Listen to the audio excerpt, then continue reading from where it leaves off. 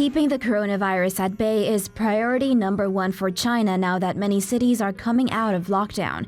But could the coronavirus just be an excuse for China and many other countries to become more Orwellian? Well, take a look at the mobile health system China is now implementing to track its citizens. According to a report from CNN, apps from Chinese tech giants Alibaba and Tencent will now host a new health code system that uses QR codes to indicate the health status of citizens. This is part of an effort to contain the spread of coronavirus now that businesses are reopening in the country. Alipay launched the new system on February 11th. Chinese nationals have to input their national identity number or passport number along with their phone number into the system. Citizens also have to share their travel history and list what symptoms they may be experiencing. After the information is officially verified, citizens are assigned a colored QR code depending on their health status. Green QR codes mean you're safe, yellow QR codes mean you came in contact with a sick person, and red means you cannot go out in public. Several businesses in China are now placing QR codes outside their venues so clients and customers can scan and show their health status codes to employees before entering a business. Oh, and how many people are under this system? Well, according to state-run Science and Technology Daily, Tencent's health code system has been in use in more than 300 cities since March. To be fair, China is not the only country that's tracking its citizens amid this pandemic. According to a report published in The Guardian on March 6th, people in South Korea were receiving texts with information about the whereabouts of people that had tested positive for the virus. The texts were eerily specific and honestly too revealing of people's personal lives. For example, one man and his secretary were being scrutinized after it was revealed that both had tested positive for the virus after they both returned from a trip to Wuhan.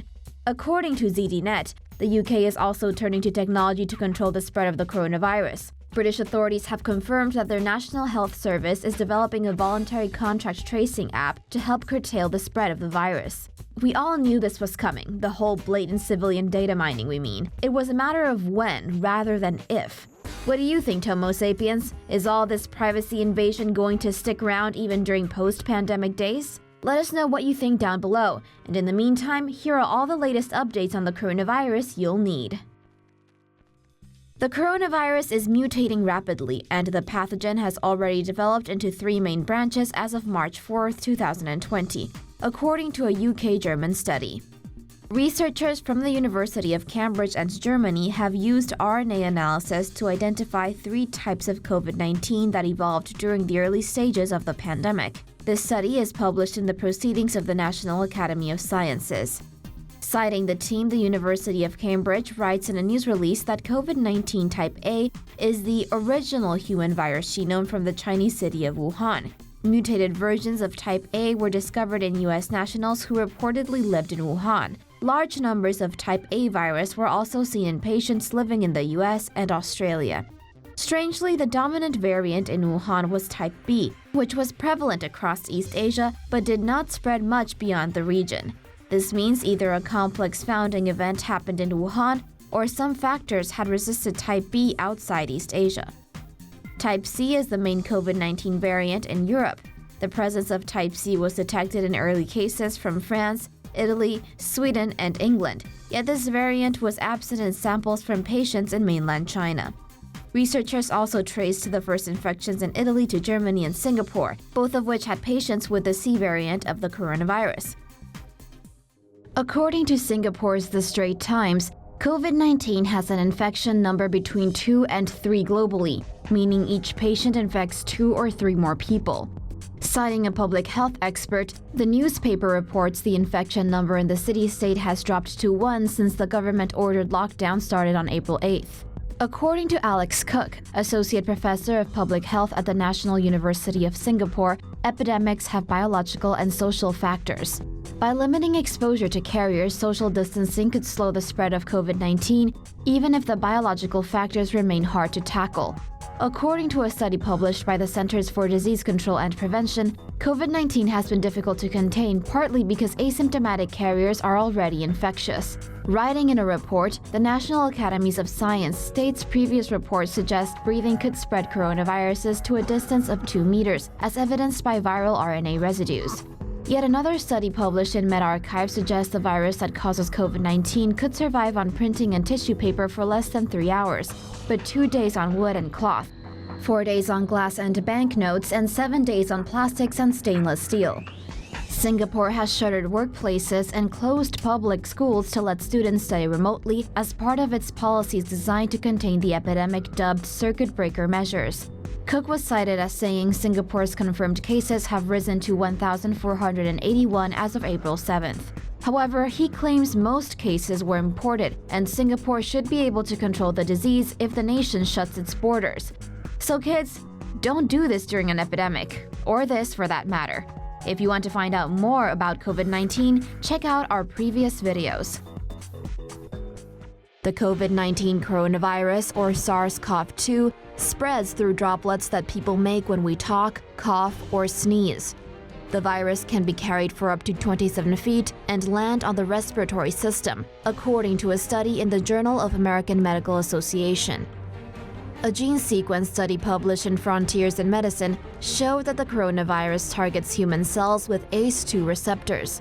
This means the epithelial cells in the lungs and other organs are vulnerable to the coronavirus. The coronavirus has mutations in the spike proteins on its surface. The mutations to the receptor binding domains, or RBDs, allow the virus to use human ACE2 receptors as entry points for getting into the cell. According to the British Society of Immunology, the virus hijacks the cell and commandeers the structures inside the cell to make more copies of itself. The infected cell's ribosomes are directed to create viral RNA and proteins. After that, the cell's Golgi apparatus puts the proteins and RNA together and coats them in protein, which creates new copies of the coronavirus.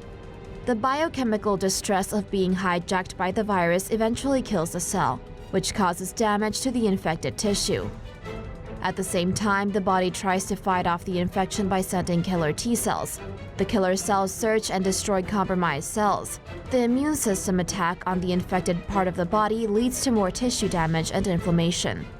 Speaking to The Guardian, John Wilson, president-elect of the Royal Australasian College of Physicians and a respiratory physician, said the coronavirus infection spreads down the respiratory system and may reach the alveoli at the bottom of the lungs.